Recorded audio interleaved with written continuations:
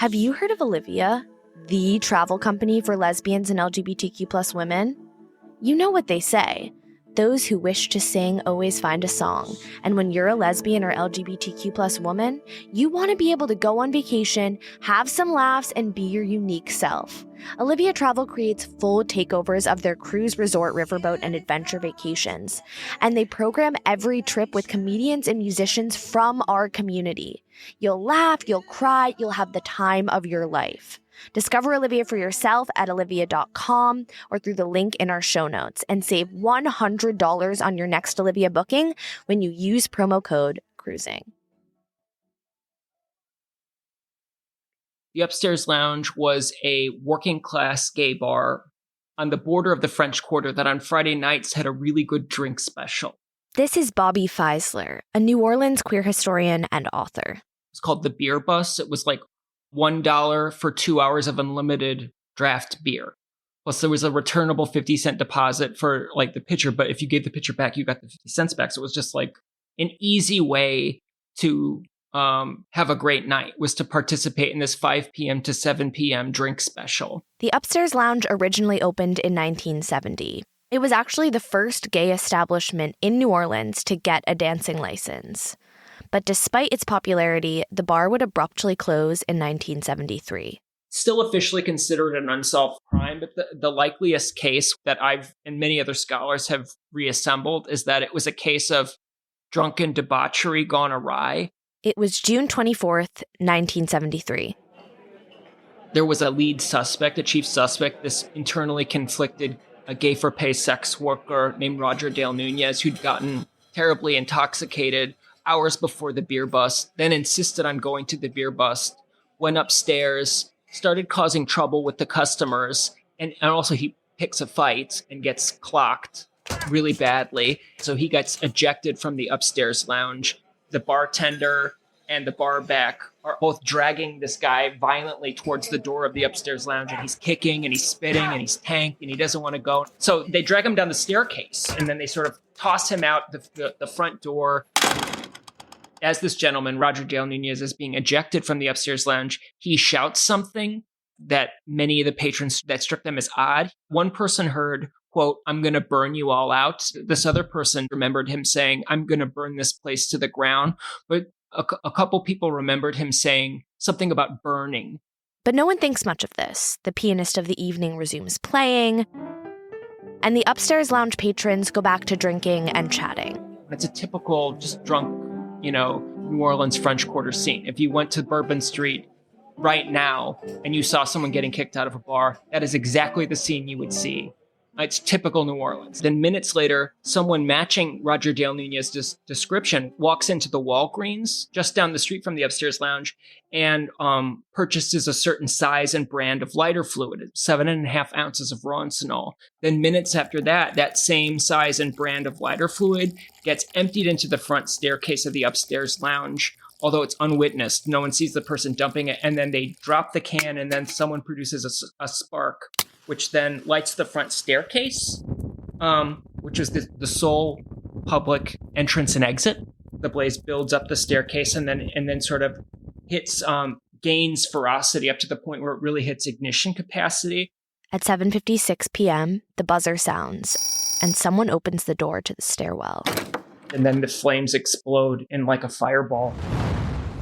There was a secret, unmarked back emergency exit that about half of the patrons made it out completely safe in. It was unmarked. So those who didn't hear, like, hey, we're all going to this exit, or did the logical thing, which is try to run as far away from the flames as they could, as fast as they could, pen themselves in to this one area of brick that was in this far corner. They thought that they would try to break the windows and then slide out onto the street. But when they broke the glass, they saw that the glass had been sealed with iron bars, supposedly as a safety feature to protect dancers from falling from the second floor to the first floor. But in this case, it penned them in like it as in a prison, and it trapped them there. So 17 men died in a heap in that far corner. They burned to death together. 32 people died in the Upstairs Lounge fire, 17 of them gay men. So it was this terrible, tragic event. It was the deadliest fire on record in New Orleans history. It was the worst mass killing of homosexuals. in U.S. history in the 20th century, just bar none. And then it was a record that was never meant to be broken, but it was a record of death that was only broken by the 2016 massacre at Pulse. To this day, the second largest mass killing of gay people on record in the United States. The New Orleans queer community was absolutely devastated, but local officials weren't too concerned about the lives of so many homosexuals. The investigation was then mishandled from the minutes that have happened afterward. Despite the presence of a chief suspect, Roger Dale Nunez was never questioned by police, though he was caught and located and released by them in the most suspicious of circumstances. And this terrible tragedy was deemed this political inconvenience due to its queer overtones and permitted to become a historic mystery. They closed the case without even solving it. But this episode isn't about the Upstairs Lounge. It's about a lesbian bar called Charlene's. Though without the tragedy of the Upstairs Lounge fire, there may have never been a Charlene's at all. You can always read Bobby's book, Tinderbox, if you want to know more about that chapter of history. It's about the fire and the rise of gay liberation that followed. I published it in 2018, and then I toured it extensively. And I gave a reading at this really wonderful local reading. After this particular reading, someone approached Bobby, introducing himself as Max. And Max asked me, "Why aren't there any women in your book?"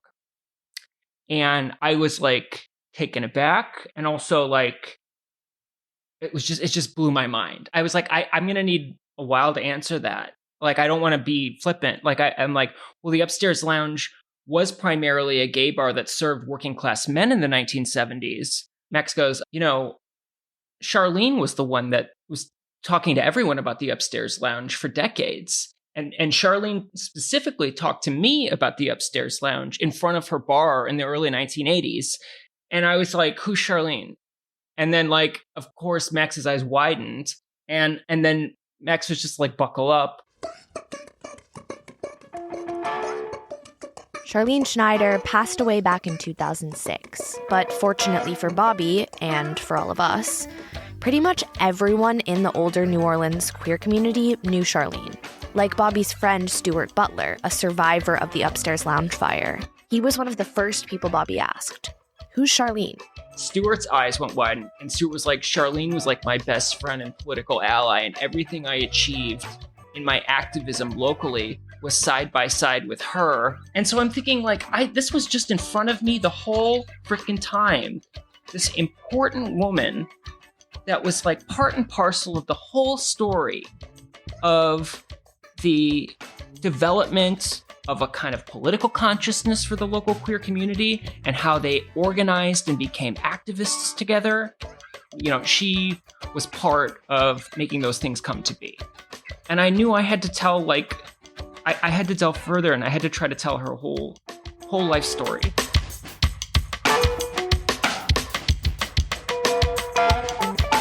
This is Cruising, a podcast about the last lesbian bars in the U.S.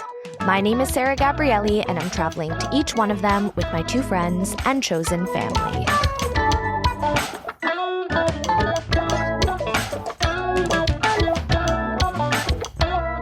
This episode, we're taking you back in time to Charlene's. In the years since his 2018 book release, Bobby Feisler has become somewhat of an expert on Charlene. He recently published an article about her life in a magazine called 64 Parishes. She was born in 1940 in Bay St. Louis. Her family then moved at some point when she was a girl into New Orleans, and she lived on Magazine Street with her family. Charlene was the oldest of three girls. Her youngest sister, Diane, was also gay. That will be important later. Charlene herself knew she liked women from as young as elementary school. I knew from the day I knew from very early that I was a lesbian. This is from an archival tape of Charlene provided to us by the Newcomb Archives at Tulane University. The tape shows various interviews with Charlene in 1996 and 1997, conducted and filmed by a local lesbian activist named Marilyn McConnell. Charlene wears retro wire-rimmed glasses and collared shirts. She has a short brown crop, which would eventually go gray. And she's always been quite thin. Here, Charlene and some old friends are sitting around a booth at her bar.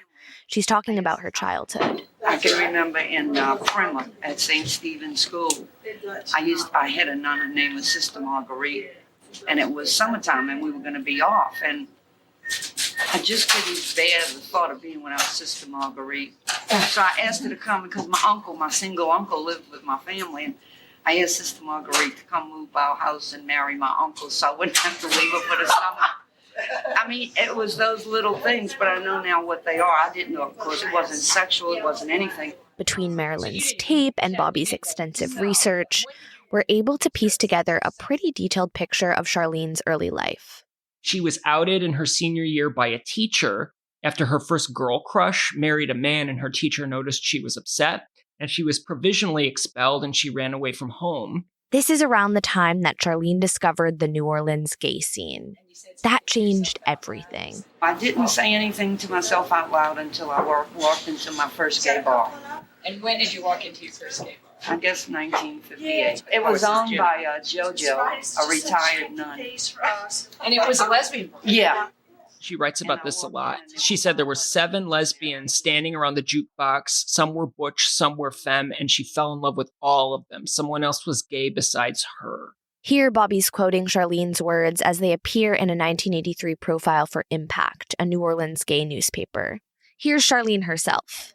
And I just knew it was like, finally, you know where you belong. It was such a sense of relief because the late 50s were very difficult to come out, if not impossible. Charlene had already and would continue to face a lot of obstacles as a queer person. Fortunately, her parents were never one of them. The good thing with me is my mother and dad were my best friends. And did they know you were gay? Not right away. At some point, her mom gets her back into high school, and that's when she starts seriously dating women. Now listen, I just want y'all to know that this was my first girlfriend in high school. So one of the friends sitting with Charlene is her first girlfriend, Barbara. When they met, Charlene was, once again, a senior in high school, living at home. Barbara was just out of the Air Force, and apparently Barbara moved in with Charlene pretty quickly. Her mother probably thought I was never going to leave, you know. That voice is Barbara's. Who is this? When is she going to get out of here? You know. But they were very nice to me, very cordial. Because Charlene and I, you know, you had no privacy back then because it was like a friendship thing. It was just something my that, dad serves us coffee in bed every morning. Oh, yeah, he was the sweetest thing. He was the sweetest he could be. And when we go out with my parents to different places. We had a great time with them. And they were all very nice, you know. But as far as knowing that Charlene and I would love us, no way. They knew that. But they knew, but we they never didn't talked know, about and it was something that was never discussed. We were never sexual around them. Yeah. It kills me, absolutely kills me, that Charlene is not around for follow-up questions. How did her and Barbara meet? Why the heck did Barbara move in with her and her parents? They couldn't have been together long because by the end of Charlene's senior year, Barbara had met her long-term partner, Shirley. And this is Shirley. And we broke up for Shirley. And now they've been together how many years? 37. Oh, wow. See, that could be me. That's right. I can't hardly do that 37 minutes. Yeah, but Charlene, I told her, look what she would have now with you. No. Any lesbians out there will not be surprised to hear that Shirley was also present for this interview and that they've all remained great friends. So you guys stayed friends? Oh, yes, we've been friends. Yeah, we've been friends. And we will always be friends. I love her. The day I met her, and I still love her. She's a part of my life, and she always will be. After high school, Charlene immersed herself fully in the New Orleans gay nightlife scene. It's now the late 50s, early 60s. We would hang out until the bars would get hot. And then when the bars would get hot, then we'd go do different things. We'd have a crab boil. Try to remember this softer, tinny twang is Charlene's. I know it's hard to keep track with all of these ladies talking over each other. Explain what the bars getting hot means. gay bar raids. The police would just walk in, decide who was gay, who was straight, separate who they thought. If you had a purse, they thought you were straight. How would you know? Would you just like They stand at the front door. The lights go on. so you're caught whenever? And then they say, you, and you, y'all go. Women could not dance together. This more nasally voice is Barbara again, Charlene's first girlfriend. If you danced together, it was like your head was constantly on a swivel because you're always watching the door. You would be arrested for vagrancy or loitering. And dressed in men's clothes. Or having a Wearing men's clothes clothes of the opposite sex. What did they consider clothes? Fly front pants. I've been to jail Blue for fly jeans. front. I have Women's been. pants. See these? Women's pants. You Fly kept walking fronts. down the Women's street pants. I did too. jeans on. Bergen did and too. St. We did Louis. too, Charlene. I know it. But what they do is they would get you in court and you might be arrested for vagrancy. But when you got to court, it was horrible. Oh, it was judge a just- disaster. Just whoever got arrested that They whole lined week you up. was there on Monday, either in the courtroom or over there in chains. They call your And, name and you walked up in the front. and Judge if you- Babylon. Babylon. Judge Babylon. Babylon. He was the Monday night court. Judge The judge would call you up and everybody would line up. And he And gave he'd you go a down the lecture. line. It was horrible. You were picked up for And this, what kind of this, lecture? and this. But the real risk of these bar raids was publicity. The details of these arrests were often published in the paper, outing people to their families, to their employers. You see, your name is in the police Oh, reports the look. next day. In the paper. In the newspaper. The newspaper is So- the worst. Out of high school, Charlene had gotten a high-ranking job as a teletype operator and coder for NASA. The Michoud plant, it's called, in New Orleans East, that was like a NASA plant that was assembling stages of the Saturn V rocket. And she was coding and decoding materials. This is something Charlene writes about extensively. She essentially was living two discrete, separate lives. She was this official coder and teletype operator with a security clearance for NASA by day. And then by night, she's this very active prowler and reveler in the local semi-closeted lesbian bar scene in the French Quarter. And then in 1964, those two worlds completely collide and crash together.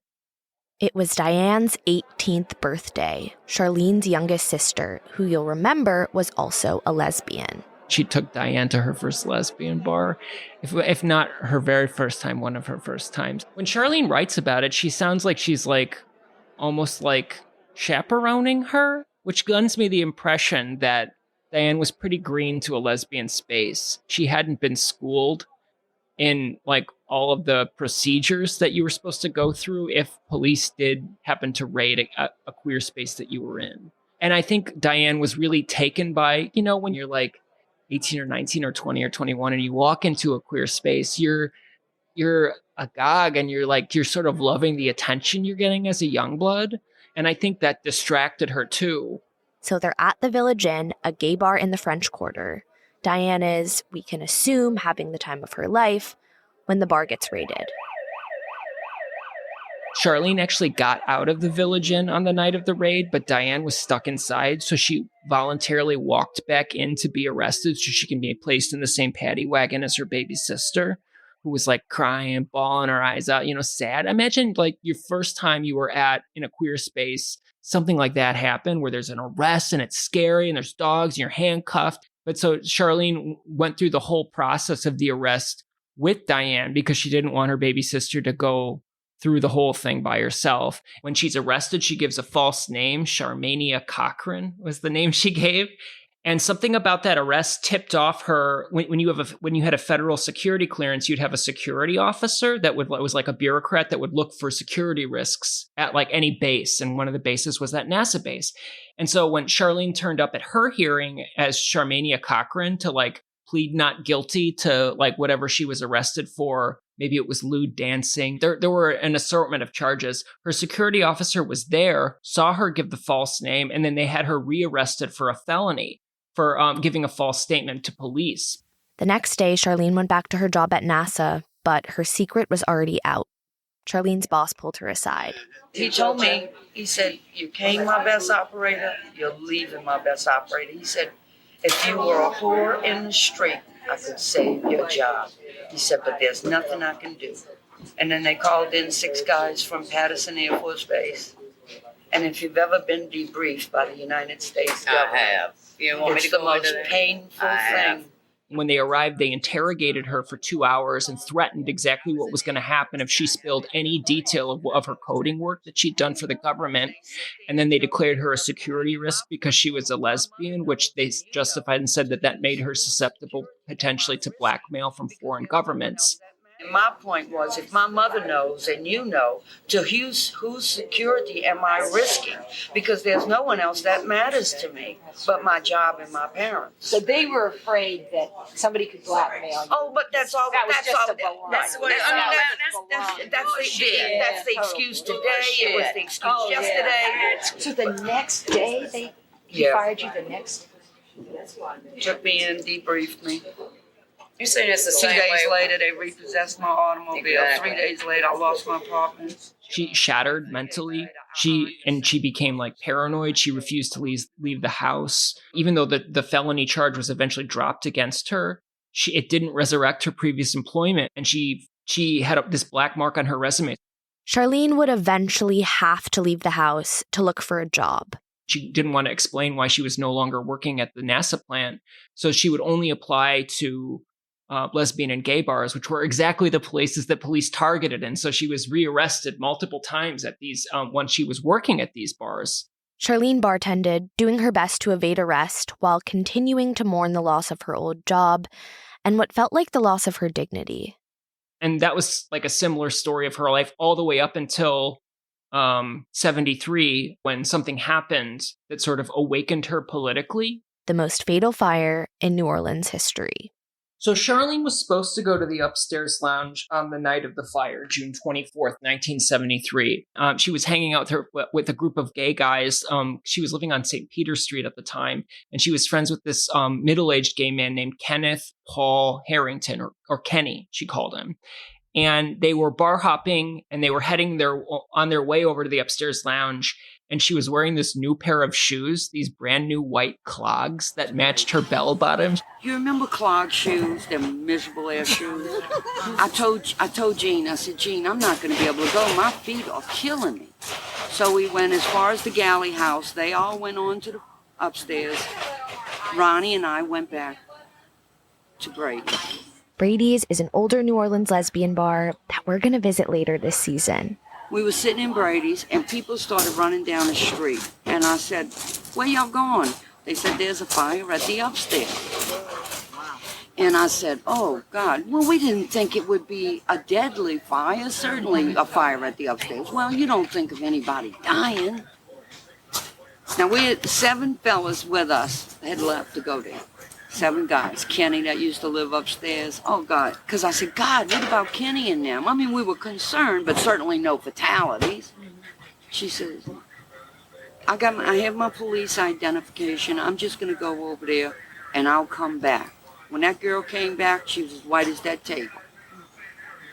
And she told me, she said, be glad you didn't go over there. I've been to a lot of scenes. I've never seen anything like this in my life. I said, did you see Kenny? She said, none of them made it out. The biggest fire ever in the city.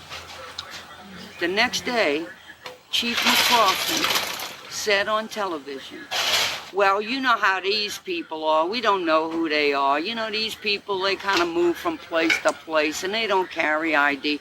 These people. And went on, and I'm thinking, is this man nuts? Professional people died in that fire. These kind of people. What is that? These kind of people. Then we went to the church and we asked them if we could have a service at St. Louis Cathedral. They flat out turned us down. No, indeed. Most churches in the area did not want to host a service for a group of predominantly gay men. St. George's Episcopal Church agreed to hold a small service on June 25th, and then on July 1st, St. Mark's United Methodist Church held a larger memorial. Charlene was among the nearly 300 attendants. Even though she was living this still in 73, this like semi-closeted existence, she was motivated enough to like want to go to a public memorial to honor her friends who died at the bar fire. It was hosted by this very famous out gay pastor from Los Angeles named Troy Perry. Metropolitan Community Church is not afraid to stand for the rights of homosexuals. We will stand because We are gay, and we're proud, and we're not afraid anymore. Thank you. And Troy Perry essentially announces to the community, anyone who wants to come mourn the upstairs lounge dead, which was 32 people who died in this fire, you're welcome here and you will be protected and not outed for coming to this event. And I will make sure there are no news cameras. So people like Charlene thought that she would be safe to go. And she went. Wearing an orange floppy hat, she writes. And it's packed to the rafters. There's like 250 to 300 people, including in this upper balcony space, all mourning, crying. Troy Perry, this really great radical gay Christian preacher and activist, preaches. Everyone's swept up and feeling the energy, and also finally venting their grief in a public space with and amongst each other for their fellow, queer brothers and sisters who died. And Troy Perry finishes preaching, he goes down from the altar, and then he rushes back and he tells everyone in this really dramatic moment that's still considered very controversial. He says, "I'm sorry, I know I promised you all would be safe. They've set up television cameras out front, and they're going to photograph and video you all when you come out the front door." He said, listen, I know there's a lot of media out there, and I know some of y'all are afraid, so if you want to go out the back, there's a way to come out the back. This causes a great hubbub inside the church. People are like, well, should we go? What should we do? Should we go out the side door? The risk, of course, was being outed on the news. There was a debate among people in the church, is Troy Perry, is this just a stunt? Is Troy Perry like this gay Al Sharpton character? Is he just trying to pull something with the news? Did he invite them there? And then in the midst of all that hubbub, this woman who to this day has never been identified, is only described by others as a butch lesbian. That's as much as people will say. In the balcony, though, stands up and she says, "I came in the front door and I'm damn well going out that way."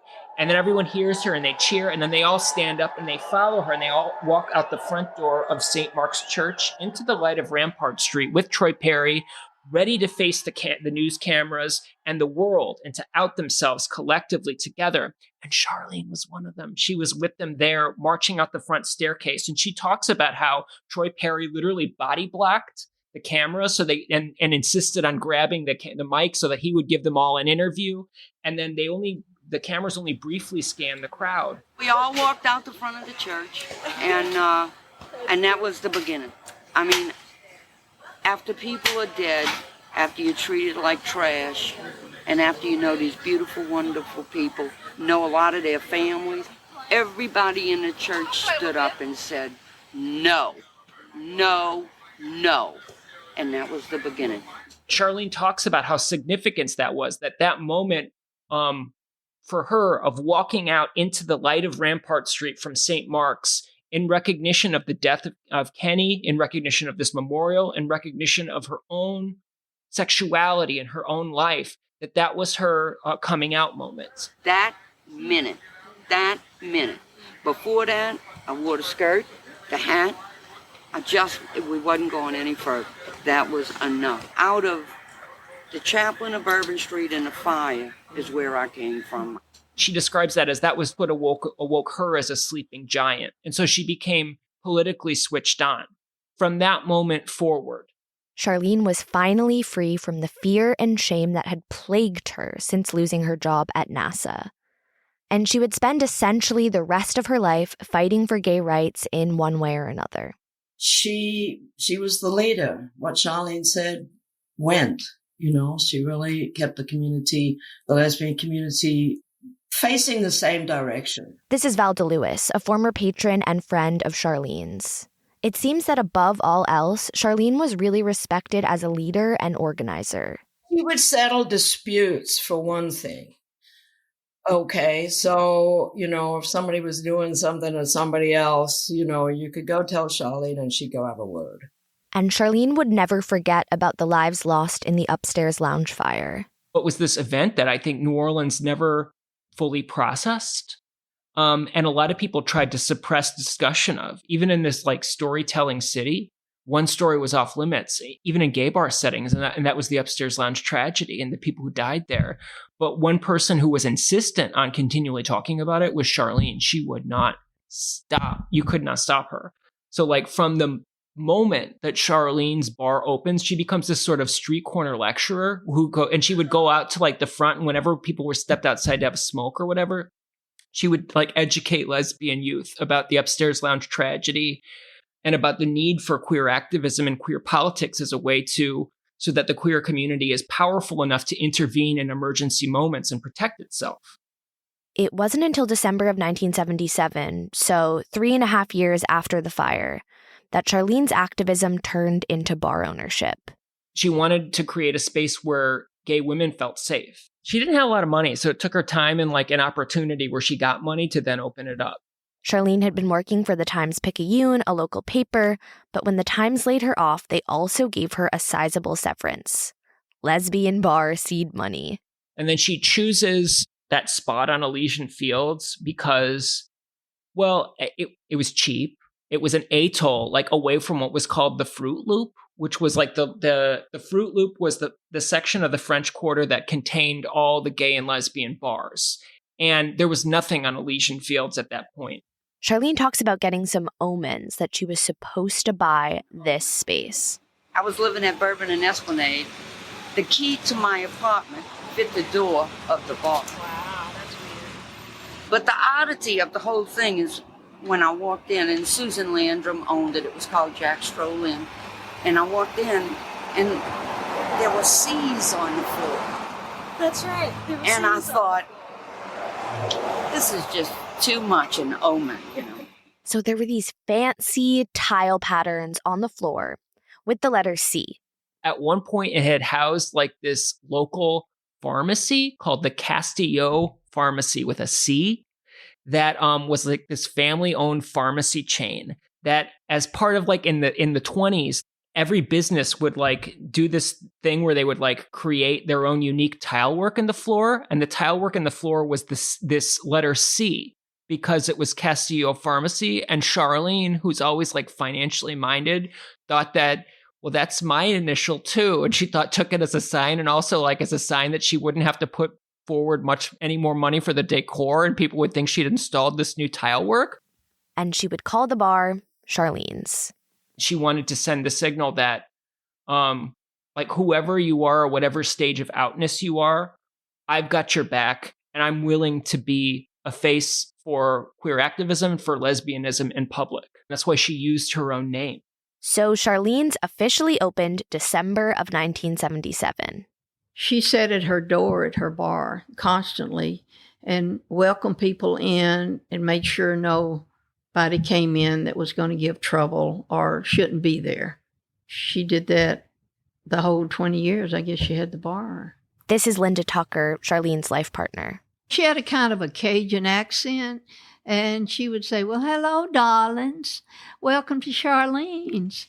And I'm Charlene, come on in, or something like that. And it wasn't like she was putting on or anything. She called everybody darlings and honey. You know how Southern people talk. And she just had that charisma that was special. I mean, just special. Charlene wanted her bar to be an unconditionally safe place. So, anticipating police harassment, she went right to the source.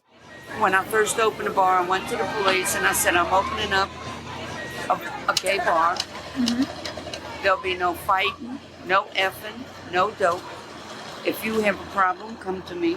And Charlene almost never had a problem. We did have one problem out here with some women, but that went to jail. That was in 1983. But they weren't doing anything really that they should have gone to jail. They were walking from their car to the door. No, and two of them were police women from Baton Rouge. One was a bail bondswoman from Baton Rouge. One of them was a teacher. One was a florist. One was my bartender who had come out to take a break and leaned up against the fender. So, no, there was no reason. Bobby Feisler has the full story. 7 lesbian patrons were profiled and arrested in front of Charlene's bar. Charlene came outside, tried to intervene with the cops as they're arresting these 7 women and have them all lined up in this dehumanizing group, handcuffed, etc. When Charlene wasn't getting the right answers she needed out of the police that were arresting these 4 lesbians for obstruction of free passage, which was legalese for blocking a sidewalk. It's just one of those chicken shit laws or catch-all laws that they can use to arrest anyone for any reason out in public. And so she wasn't getting the right answers. So Charlene called one of her friends in high places, which was New Orleans council member Lambert Boissier, who she'd helped elect in like 81, 82. And Boissier like got in his car in his pajamas and drove across town and pulled up in front of Charlene's bar and intervened and got the cops to like backpedal on their surreptitious charges, and sort of agree not to elevate the stakes anymore. And then the next morning, Charlene helped to bail out all of her patrons that were arrested at the bar that night. She found them housing that after they were bailed out. She went with them to the morning hearing. And because she'd called the New Orleans city councilman and he'd intervened, at the morning hearing, the judge just said the charges are magically dropped and they're going to be expunged from the record. And not even a record of those arrests went into the local newspaper. All the charges were dropped and all their records pulled, and there was never anything. It was just harassment. But they didn't really have a record. Oh, no. This was the only police incident ever documented at Charlene's in the 22 years she was open. And I've searched the newspaper, the Crime Blotter. It didn't even make the Crime Blotter. So Charlene was able to she was powerful enough at that point in June of 1983 to make this arrest of 7 of her customers disappear. And that's amazing. That's just the kind of political influence Charlene had. She wasn't actually, like on the board or directly involved. She had people that were directly involved.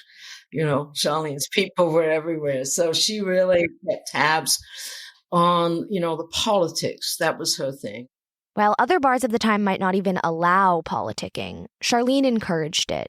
Her bar was a common meeting place for activists and local politicians alike. Pretty much any queer political important meeting between two people where they decided something, gay or lesbian, was held at Charlene's. It was this community clearinghouse where like her space was the spot you would go to talk about issues, to talk about politics. She was the first queer activist that was switched on to the reality of the AIDS crisis. So the first meeting about AIDS was held at the bar Charlene's in 1982. And they had a city public health official there. And they was like, there's this disease out there. We don't know what it is. It's getting people sick. A lot of them are in the homosexual community. We don't know why. And that was like at Charlene's that she hosts the first little summit about that. One of the longest and most impactful political battles of Charlene's lifetime took place in the New Orleans City Council. So in 1980, this Louisiana Lesbian and Gay Political Action Caucus group forms. And the mission and the reason they form is because they want to pass legislation locally and statewide that will protect gays and lesbians in Louisiana and in their localities. And they decide that they want to pass an anti-discrimination ordinance in New Orleans, but first they need to build a city council group that will support the legislation and even introduce the resolution. The ordinance would protect gay people in New Orleans from discrimination in employment, housing, and against police harassment. It would have to pass by a majority vote in the New Orleans City Council, but it failed in the initial 1984 vote and then failed again in 1986. The council was not convinced that the queer community needed protecting. Also at that meeting was Upstairs Lounge survivor Stuart Butler and his protege, Rich McGill. So they go back to Charlene's for a drink, and Rich says he wants to put together a report or enough evidence that would convince the city council that discrimination against queer folk in New Orleans is a real thing. And it's at Charlene's they decide that they're going to make a third go of it. So Rich spends the next 4 years putting together a study, a statistical study, and then also a qualitative study and a sort of encyclopedia of all the discrimination against gay and lesbian folk in New Orleans up to that present date. What we were finding out at that time was hitting people in the head with rocks may not work. Maybe pecking at the back of their knees is what does. And that's what really worked in the end. By 1990, the report is ready. It's called Exposing Hatred. And he dedicates it to the Upstairs Lounge victims, and he dedicates it to Charlene. and he submits it to the New Orleans City Council. Bobby shows us a copy of the report. It includes stats like 77% of people surveyed in 1989 had experienced some form of anti-gay victimization. More than 20% reported experiencing physical assault based on their sexual orientation, and 14% reported experiencing verbal abuse from police. So in 1990, all of this and much more went in front of the New Orleans City Council. Citing the report as the proof they had needed being presented, they say, yes, we will pass the anti-discrimination ordinance in New Orleans protecting for sexual orientation. And then that night they have a celebration party at Charlene's. The anti-discrimination ordinance is still on the books and still active to this day. And that was just the beginning. The local gay activist community became really invigorated by this victory, and they used it to push for further protections. A statewide hate crimes bill passes in 1997. It was the only such hate crimes bill to pass in a deep southern state. And then in 1998, the anti-discrimination ordinance was expanded to protect for gender identity, in addition to sexual orientation. Meaning you can't discriminate in employment, and you can't fire someone just because they're trans, etc. And that is meaningful. Like New Orleans is one of the few at that time, and still is actually one of the few cities in the Deep South that protects for gender identity. You had a city in the South saying they cared about this. Also, that's only because of an activist base, right? That's been really at it. And Charlene and her good friend, upstairs lounge Stuart Butler, were all part of that story. Cruising will be back after a short break. Have you heard of Olivia, the travel company for lesbians and LGBTQ+ women? You know what they say. Wherever you go, there you are. And when you're a lesbian or LGBTQ+ woman, you want to go on vacation, let your hair down, and be your unique self. Olivia Travel creates full takeovers of their cruise, resort, riverboat, and adventure vacations. So you'll spend the week with LGBTQ+ women who come from all different backgrounds, yet have so much in common. It's life-changing to be in the majority on your vacation. You don't know until you go. Discover Olivia for yourself at olivia.com or through the link in our show notes. Save $100 on your next Olivia booking with promo code CRUISING. By the mid-1980s, Charlene was actually a commuter in the city she was working so hard to reform. She had moved to Bay St. Louis, a rural beach town in Mississippi about an hour outside of New Orleans. Charlene's mom owned a property there, and Charlene had moved in to help take care of her. She stayed here with her mother during the week and then went Friday morning. She would go to the city to run a bar for the weekend. This is Linda Tucker again, Charlene's life partner. Her younger sister, Diane, was one of the bartenders. She lived in a little trailer way over there on the other side of the property, and she would go in. But Diane didn't stay overnight. She went back and forth just Friday night and Saturday night when she bartended. But Charlene would stay there at the bar, in the apartment. So Friday through Sunday, Charlene would crash in a bare-bones apartment she had attached to the bar. Then she'd return to her mom on Monday. And to meet Linda, we made the same drive Charlene used to take every Monday out to Bay St. Louis. Welcome to the great state of Mississippi. Thanks for having us. Thank you so much. Linda still lives in the house that belonged to Charlene's mother, and then Charlene, once her mom passed in 1986. She had a great relationship with her mom. She loved her mom very much. It was hard on her. After her mom's death, Charlene continued living in Bay St. Louis and commuting into the city on weekends, but she was devastated and lonely.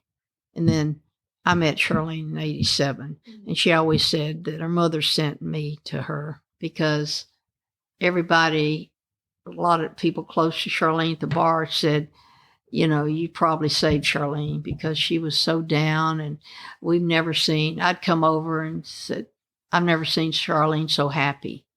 So that made me feel good. According to a couple people, everything before she met Linda, and she met Linda in like her late 40s, was known as BLT, before Linda Tucker. That was way before BLT. That's what I always tell people. Linda Tucker, yeah. Charlene would even say, this is like Charlene's quote, she would tell people, I kissed a lot of frogs to get to Linda. Before meeting her, we'd heard from a few people that Linda was quite good looking. And it's true. She has short brown hair, twinkling brown eyes, and the sweetest smile this side of the Mississippi. Linda's also soft-spoken and a little shy, so you'll notice she does a bit of nervous table tapping on her tape.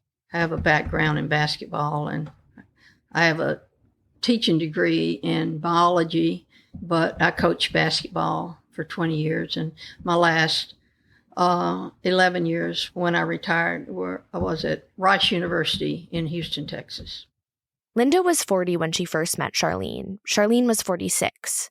Linda was living in Houston at the time, but during the summer of 1987, she took a job at a basketball camp located outside of New Orleans. I had no idea my life was about to change. And, maybe God has a purpose for everything that happens. The weekend before camp, Linda and her friends took a trip into the city. We have this big idea of eating seafood and everything in New Orleans, and they knew Charlene real well, and they wanted to say hello, and they kept saying, "We want to introduce you to the coach." Linda has written about their first meeting, as well as other important moments from their life together. She's working on completing the last few chapters of Charlene's unfinished memoir. Here she read to us from a stack of handwritten pages on her desk. It was the finals of the NBA championship between the Los Angeles Lakers and Boston Celtics. I got my cocktail and got as close as I could to the TV and started watching. Charlene and some of her friends were sitting nearby looking at old pictures that were collected in a shoebox. And Charlene kept calling me, "What's the score, Coach? What's the score?" So the sparks were flying during the game, and it was so funny. I just kept saying, "If you really want to know, turn the sound on." So the two of them are kind of flirting with each other from across the bar. And then for the first time, they approach each other. She was coming one way and I was coming. This was kind of at the end of the day. We just stopped. We just looked at each other and just hugged each other. And then she said, "Get her away from me. She fits." And sparks, just kind of flying around. And then someone said, "Let's go listen to so-and-so play." I can't remember the bar or anything. We had a lot of sparks flying as we were walking down the sidewalk and come back at night and laughing and, a few cocktails. How you meet someone, and we weren't kids. I mean, it was just, we knew. They decided to meet up again while Linda was still in town for camp, Thursday night. Spent that night and then a day and went back the next night. And we got to know each other pretty good. They slept in Charlene's little apartment attached to the bar. She didn't have a shower or a bathroom or anything there. Just a bed and a little microwave or something. And I said, "Oh, that's fine," and it was nice and clean back there and everything. But I remember I said, "Gosh, what am I going to do for a shower and wash my hair?" And, I was looking around. So the side door was an alley at the bar. There was a water hose out there, so I just put my bathing suit on, sat on the steps and took a little cold shower, washed my hair, and I thought, man, it's like camping. But 2 weeks I came back, she had a shower put in the back because there was, outlets for a shower. And she had somebody put a little shower in the bathroom in, so it was kind of cute. For 2 years, the pair kept up a long-distance relationship. I know the first year I called her once a day and we talked. Second year, we called twice a day, and AT&T, my phone bill was really expensive. But, we got to know each other by visiting back and forth for 2 years. The longest period that we didn't see each other was 3 weeks. It was like every 2 weeks, and Charlene hated to fly, but she flew to Houston and visited, and I'd go about my work and doing my thing, and she stayed home and watched the news. And of course, we were partners together, we were lovers, but it was much deeper than that. And that's why it was so magical. When I retired, I knew that this is the person I want to spend the rest of my life with. And same with her. And she said, you can come here. So in 1989, Linda retired from the University of Houston, moved into Charlene's house in Bay St. Louis, and they officially started a life together, commuting back and forth to the bar together every weekend.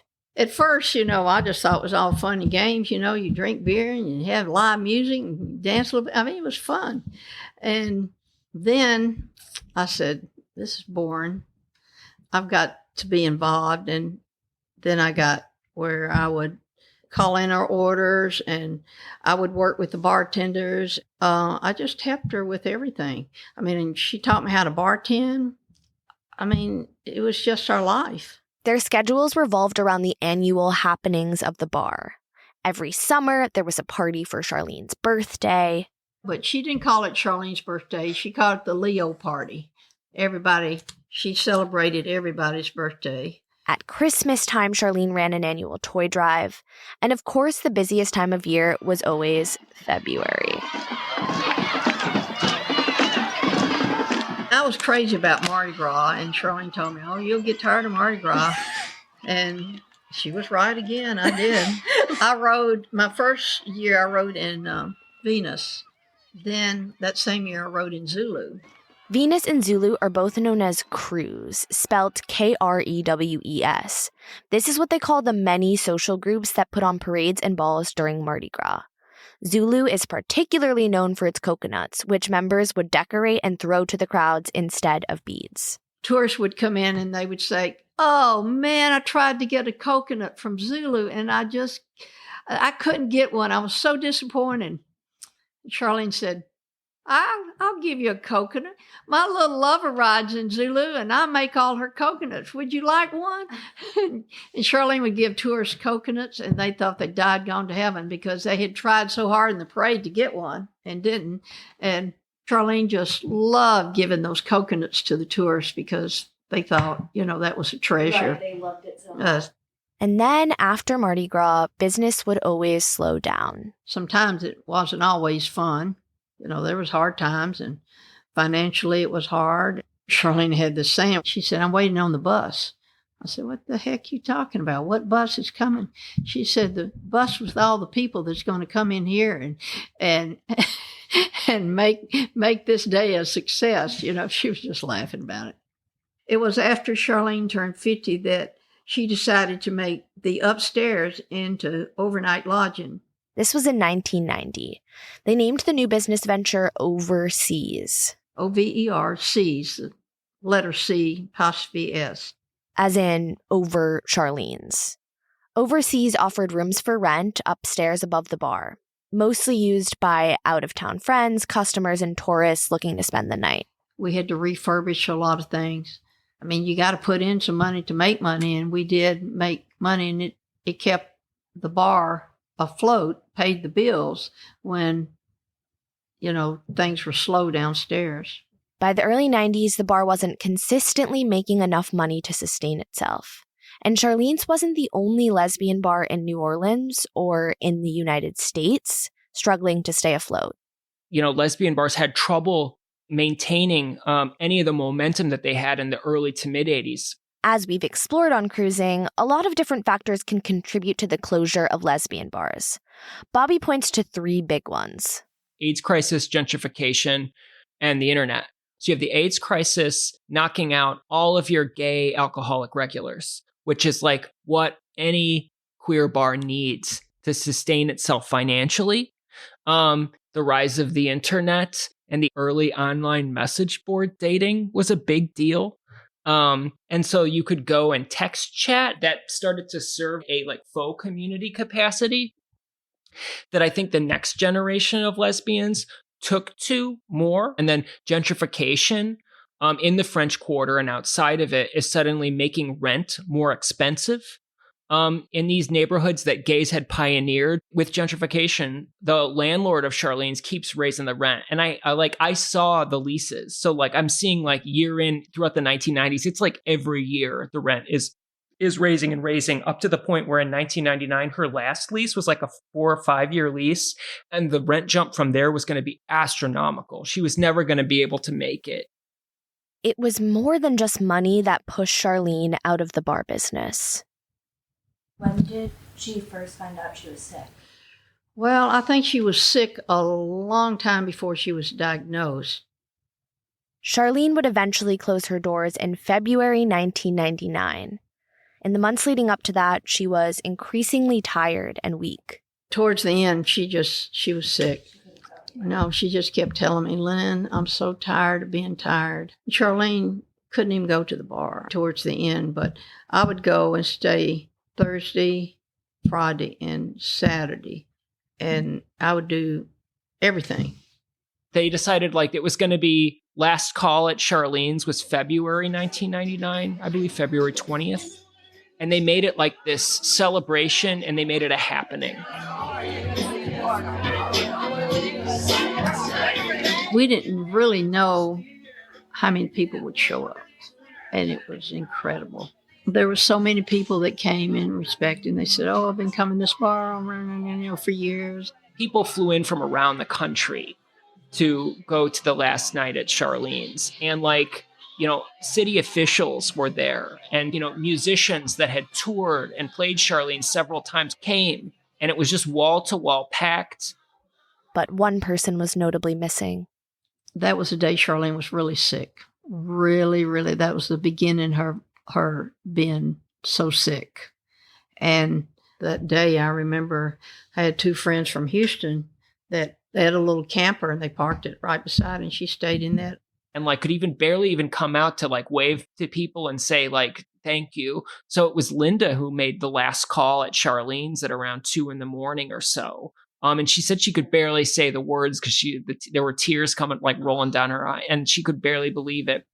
I got up in the DJ booth, and I remember the words exactly. I said, "I never dreamt that I would be the one who would be saying this, but last call at Charlene's." My heart was so sad that Charlene couldn't do this. I think this was the day her illness had begun. That was the longest standing New Orleans lesbian bar, and a lot of people were very sad to see it go. But they were also, glad to see Charlene happy and so settled in with a life partner who she truly loved and who loved her, and they imagined she was just had this great retirement and this long retirement in front of her in Bay St. Louis. Charlene and Linda settled into life in Bay St. Louis full-time. Though the bar was gone, it wasn't the end of their hosting days. After we sold the bar, we still wanted to try to keep our friends together, and we would have, people would come and on weekends, and I got a beer license, and I sold beer, and we played volleyball and just had fun. And we named it our business here On the Coast, because everybody said, "When are y'all going to the coast?" This is where one of Charlene's interview tapes was made, an event on the coast. This is Charlene and Linda's new place on the coast, Bay St. Louis. They have a sprawling lawn, a wood-paneled above-ground pool with a wraparound deck, and a little beer hut complete with an active beer license. We had some people that played live music that would come, and we'd have a few little get-togethers like that, and birthday parties, just like the bar, but everything was outside during the day. And we had volleyball teams, and people would come every Sunday, and we'd play volleyball and sit and drink beer, and people would come just to sit and visit with Charlene. But Charlene continued to get sicker. Probably there might have been a few years that she was like this and nobody knew about it, because she was so tired. Just all the time she was tired. So around 2004, I think, would probably be the time she was diagnosed. It had been 5 years since the bar closed. 5 years of consistent, debilitating fatigue. I mean, she had all kinds of tests because they couldn't understand why she was losing blood. And this one doctor, he diagnosed her with the myelodysplastic syndrome, which meant she was losing blood because her red blood cells were not maturing. They call them tick. They would tick out or make out, but they would die. They just wouldn't mature. And that's why her blood was so low all the time. Myelodysplastic syndrome is a type of cancer that becomes leukemia in 50% of cases, including Charlene's. After she was diagnosed, she took chemo at the hospital. You know, she'd sit there for 3 hours, take chemo and everything. And then she just kind of went down. So Charlene was diagnosed in 2004. And you might already know what's coming next. Katrina, as most of you know, has become a monster of a hurricane, a Category 5 storm. The storm is expected to hit with winds up to 165 miles an hour. The 1 in 500-year event for New Orleans. So it's late August 2005. Charlene was really, really sick. She'd been watching TV all day. And I said, well, let's check in. Let's just check into the hospital. And she said, it's coming right here. She'd been watching this big orange ball on TV all day, and she was scared to death of weather. Charlene was scared of weather. And I said, you know, we'll go to Auburn. My sister said we could come there. And so we left here at 2 a.m. She said, we need to leave. And she was so sick, I had trouble even getting her downstairs to get in my car. And we went to the Red Cross because they said, oh, Red Cross is giving everybody money from Katrina, da-da-da-da-da. And we were sitting there waiting in a room with people we didn't know. And 2 women were next to me. And, of course, you know, I'm going to say, hey, how are y'all doing? Where are you from? I think they said they were from Louisiana. I said, oh, yeah, we're from Louisiana, too. This is my friend Charlene. And she said, is that Charlene? The real Charlene's from Charlene's bar? She said, yeah, we've been there. And Charlene said, hey, Donnie, hey, darling, how y'all doing? You know, she had a little mask on. She was so sick. And I explained to them that she was sick. And they said, oh, we can't believe we met her here. And we can't believe it's a small world. There's people all over that have gone to Charlene's that knew her. They stayed with Linda's sister in Auburn for 5 months, all the while in and out of the hospital continuing treatment. And even here, people knew Charlene. The doctor had a degree from Tulane, and a lot of students would come back in the day, and he had been to Charlene's bar. That's crazy, huh? Charlene was released from East Alabama Medical Center for the last time, Christmas of 2005. Charlene told me, she said, Linda, I don't want to die in Alabama. We drove back here, and we lived in a little FEMA trailer. What did this lot look like? A tossed salad. So FEMA, the Federal Emergency Management Agency, will provide temporary housing to survivors of natural disasters whose homes have been destroyed. The house was being rebuilt. The ceilings were down. Everything was just kind of a shell. And I spent every second trying to get it, back. And she said, I don't want to die in this FEMA trailer. After about 6 months of living in the trailer, they moved back into the newly renovated, open-concept home where we met Linda today. And she looked around, and I said, Charlene, anything you want to do, any place you want to go, because we both knew she was going to die. And she just kind of looked around, and she said, no, this is the prettiest little house I've ever had. So we didn't go anywhere. Charlene continued to get blood transfusions, and she was in and out of the hospital for these high fevers. That's what they call it, leukemia fever. I thought she was going to die, and I was driving 100 miles an hour down the freeway trying to get her there before she did die. This was Charlene's very last hospital trip in 2005. But she made it, and the doctor talked to me, and I said, she wants to go home. And he said, if she stays here, she's just going to die here in the hospital. I said, she don't want to die in this hospital. She's going home.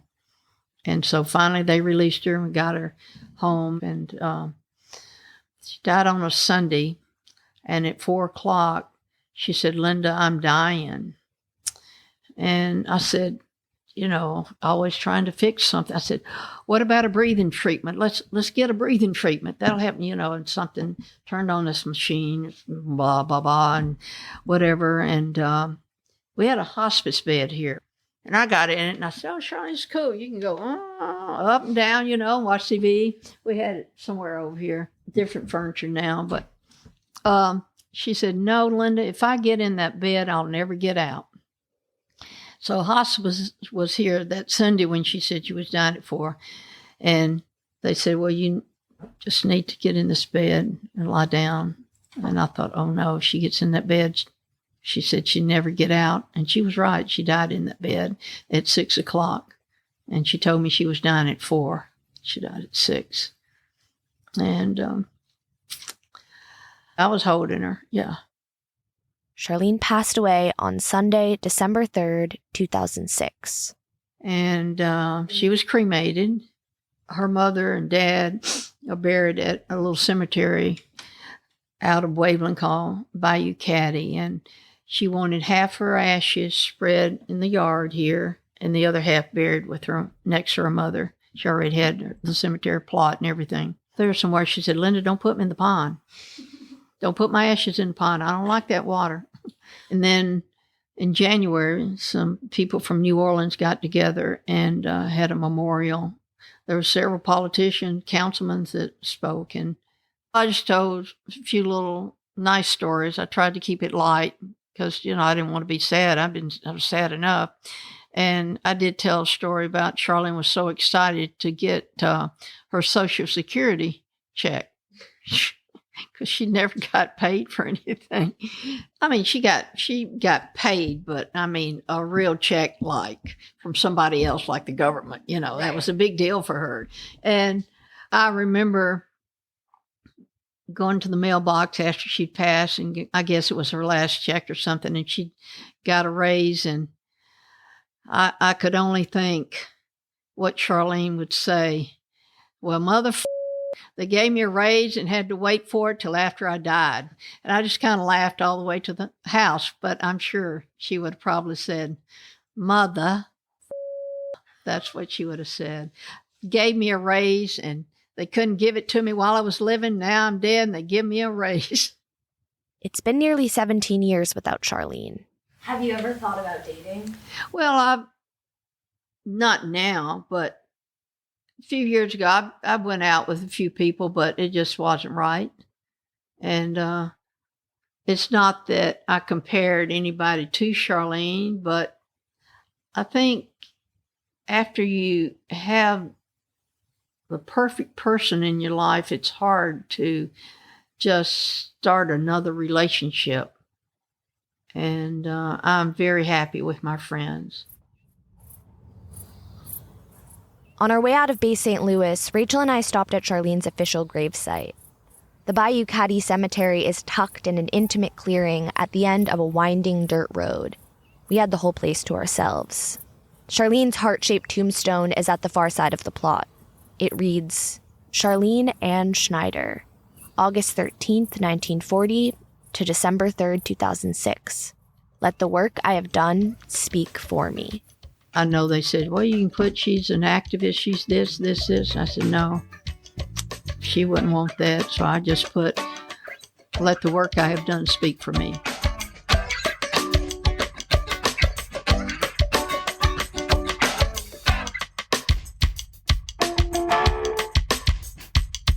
Cruising is independently reported and produced by a small but mighty team of 3.